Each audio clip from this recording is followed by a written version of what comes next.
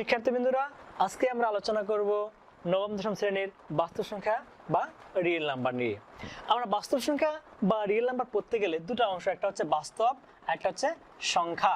বাস্তব বলতে আমরা জানি, আমরা প্রকৃতভাবে যা কিছু আলোচনা করি, যা কিছু নিয়ে গবেষণা করি, গণিতের ক্ষেত্রে 1 2 3 4 আমরা যা কিছু নিয়ে পড়ি, এগুলো হচ্ছে আমাদের বাস্তব। আর একটা হচ্ছে সংখ্যা। এখানে আমরা আগে সংখ্যা জানার আগে আমরা সংখ্যা সম্পর্কে আগে ধারণাটা জেনে নেই। আমরা সংখ্যা পড়তে গেলে আমরা আগে জেনে নেই অঙ্ক কি।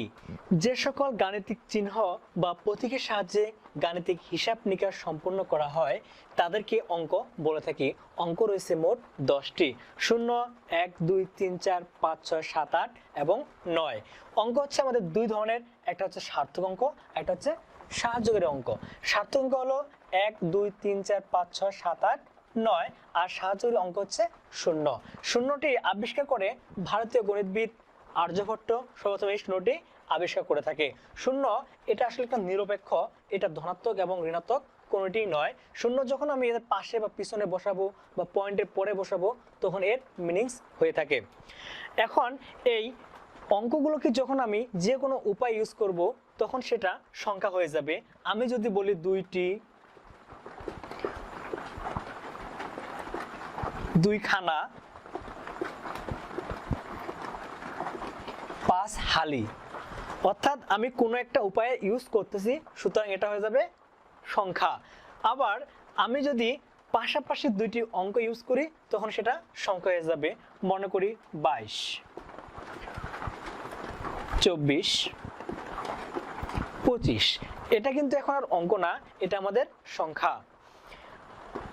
একটি প্রশ্ন দেই, আমি বললাম নিচের কোনটি অঙ্ক? ক নাম্বার দিলাম 2, খ 92, গ 2টি, ঘ দিলাম 5টি। তাহলে এখানে আমাদের অঙ্ক কোনটি হবে? অবশ্যই প্রিয় বন্ধুরা আপনারা জেনে গেছেন এখানে ক হবে 2। ক হচ্ছে আমাদের 2, এটা হচ্ছে অঙ্ক, অর্থাৎ এটা কোনো উপায় আমরা ইউজ করি নি। আরেকটা আমি প্রশ্ন দিই, বলে দিলাম নিচের কোনটি সার্থক অঙ্ক? এখানে ক নাম্বার আমি দিয়েছি 0, খ নাম্বার 2, 3 নাম্বারে 5টি, ঘ নাম্বারে 2 হালা। এখানের মধ্যে আমরা দেখি 5টি এবং 2 হালা, এগুলো কিন্তু সংখ্যা হয়ে গেছে, সুতরাং এগুলো আমাদের হবেই না। এখন আসি 0 এবং 2 এর ক্ষেত্রে।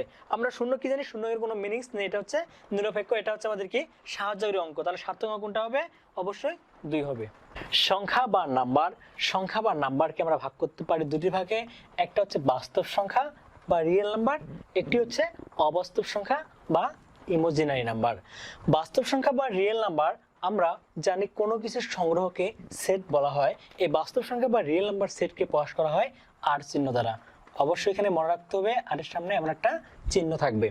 আর অবাস্তব সংখ্যা হচ্ছে যে সকল সংখ্যার বর্গ যদি আমাদের ধনাত্মক না হয় অর্থাৎ ঋণাত্মক হয়, সে সকল সংখ্যাকে বলবো আমরা ইমাজিনারি নাম্বার বা অবাস্তব সংখ্যা। অবাস্তব সংখ্যা বা ইমাজিনারি নাম্বারের একটা একক আছে, এই এককে প্রকাশ করা হয় আই দ্বারা। আমাদের বইয়ে যেহেতু বাস্তব সংখ্যা নিয়ে আলোচনা করছে, সুতরাং আমরা বাস্তব সংখ্যা নিয়ে এখন এখানে আলোচনা করব। আর বাস্তব সংখ্যাকে ভাগ করা হয়েছে আমরা দুটি ভাগে, একটা হচ্ছে মূলদ সংখ্যা বা ঋণাত্মক নাম্বার, একটি হচ্ছে অমূলদ সংখ্যা বা ঋণাত্মক নাম্বার। মূলদ সংখ্যা বা ঋণাত্মক নাম্বারকে আমরা বলতে পারি যে সকল সংখ্যাকে পি ভাগ কিউ আকারে প্রকাশ করা যায়। যেসব সংখ্যাকে পি ভাগ কিউ আকারে প্রকাশ করা যায় সেসব সংখ্যাকে আমরা মূলদ সংখ্যা বলে থাকি। এখানে পি ও কিউ পরস্পর সহমৌলিক। সহমৌলিক বলতে কি বুঝি? পি ও কিউ এর আমরা গসাগু পাবো 1। এবং এই মূলদ সংখ্যার আমাদের যে সেট আকারে প্রকাশ করা যায়, সেট আকারে প্রকাশ করার জন্য আমাদের কিউ এর মতো একটা চিহ্ন দিয়ে প্রকাশ করতে হয়। অবশ্যই আমার রাখতে হবে এটা হচ্ছে কিউ এর চিহ্ন। এখানে লিখতে হবে পি কিউ পরস্পর সহমৌলিক। আর অমূলদ সংখ্যাকে বলা হয় ইরেশনাল নাম্বার। এবার আমরা সেই মূলদ সংখ্যাকে ভাগ করতে পারি দুটি ভাগে, একটা হচ্ছে ভগ্নাংশ সংখ্যা বা ফ্র্যাকশনাল নাম্বার, আর একটা হচ্ছে পূর্ণ সংখ্যা বা ইন্টিজার নাম্বার। ভগ্নাংশ বা ফ্র্যাকশনাল নাম্বারকে আমরা ভাগ করতে পারি দুটি ভাগে, একটি হচ্ছে সাধারণ ভগ্নাংশ, আর একটা হচ্ছে দশমিক ভগ্নাংশ। সাধারণ ভগ্নাংশ আমাদের হলো দুই ধরনের, একটা হচ্ছে প্রকৃত ভগ্নাংশ, একটি হলো অপ্রকৃত ভগ্নাংশ। প্রকৃত ভগ্নাংশ বলতে কি বুঝবো? প্রকৃত ভগ্নাংশে হচ্ছে যে সকল ভগ্নাংশের আমাদের লবটা, উপরটাকে বলা হয় লব আর নিচেরটা হচ্ছে হর। হরটা আমাদের কি হবে? বড় হবে এবং লবটা হবে ছোট, এটা হচ্ছে আমাদের প্রকৃত ভগ্নাংশ। যে সকল ভগ্নাংশের হর বড় এবং লব ছোট সে সকল ভগ্নাংশকে বলবো প্রকৃত ভগ্নাংশ। আবার অপ্রকৃত ভগ্নাংশ হচ্ছে যে সকল ভগ্নাংশের লব বড়, উপরটা হচ্ছে আমাদের লব, নিচেরটা হচ্ছে হর। যে সকল ভগ্নাংশের লব বড় হর ছোট সে সকল ভগ্নাংশকে বলবো অপ্রকৃত ভগ্নাংশ। এবার আমরা আসি দশমিক ভগ্নাংশ।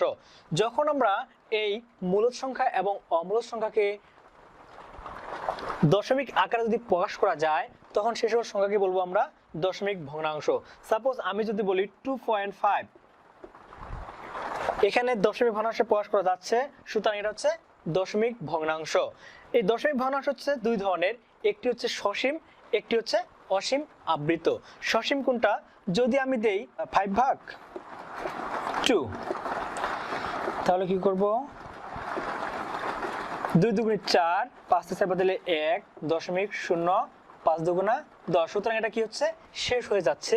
সুতরাং এটাকে বলতে পারি আমরা সসীম দশমিক ভগ্নাংশ। এবং আরেকটি হচ্ছে অসীম আবৃত। অসীম আবৃতর ক্ষেত্রে আমি যদি দেই 3 3 9,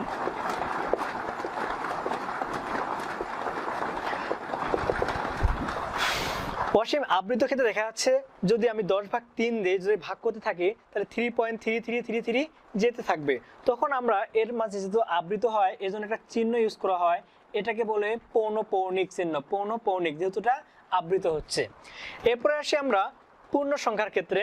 পূর্ণ সংখ্যা বা ইন্টিজার নাম্বারকে ভাগ করা হয়েছে 3টি ভাগে। একটি হলো স্বাভাবিক সংখ্যা বা ন্যাচারাল নাম্বার, একটি হচ্ছে শূন্য, একটি হচ্ছে ঋণাত্মক সংখ্যা। স্বাভাবিক সংখ্যা বা ন্যাচারাল নাম্বারের সেটকে প্রকাশ করা হয় n চিহ্ন দ্বারা, n চিহ্ন দ্বারা। এবং পূর্ণ সংখ্যাকে আমাদের প্রকাশ করা হয় z চিহ্ন দ্বারা। মনে রাখতে হবে z চিহ্ন দ্বারা এভাবে একটা টান থাকবে। এখন যদি বলা হয় পূর্ণ সংখ্যার সেটকে তাহলে কিভাবে প্রকাশ করা যায়? z = 0 সহ -1 -2 -3 ডট ডট ডট এভাবে যেতে থাকবে, 1 2 3 ডট ডট ডট এভাবে যেতে থাকবে। এটা হচ্ছে আমাদের পূর্ণ সংখ্যার সেট। আর স্বাভাবিক সংখ্যার সেট হচ্ছে কি n = 1 2 3 4 এভাবে যেতে থাকবে। অমূলদ সংখ্যাকে আবার ভাগ করা হয়েছে অসীম অনাবৃত্ত দশমিক আকারে। অসীম অনাবৃত্ত বলতে কি বুঝি? যেটা আর ফিরে আসবে না। সাপোজ আমি এটা দিলাম 2.325267 এভাবে যেতে থাকবে। এটা হচ্ছে অসীম অনাবৃত্ত, অর্থাৎ ওটা পুনরায় কি ফিরে আসে না। এটা হচ্ছে আমাদের অসীম অনাবৃত্ত দশমিক।